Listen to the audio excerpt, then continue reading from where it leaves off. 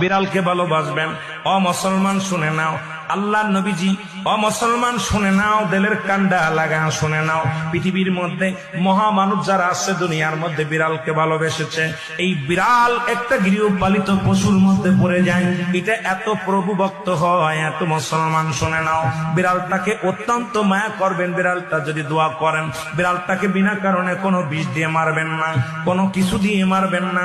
ও মুসলমান শুনে নাও, বিড়ালটাকে যত্ন করবেন। বিড়াল যদি অভিশাপ করে, বিলাই যেটা বলা হয়, অভিশাপ করলে সঙ্গে সঙ্গে আমার আল্লাহ কবুল করে নাই। বিড়ালের অভিশাপে মানুষ ফকির হয়ে যায়, বিড়ালের অভিশাপে মানুষগুলো ধ্বংস হয়ে যায়, বিড়ালের অভিশাপে দুনিয়ার সংসারের মধ্যে অশান্তি লেগে যায়।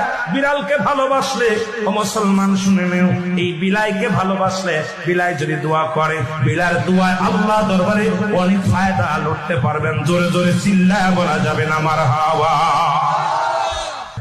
এখনো নবী বিড়ালকে ভালোবাসতেন।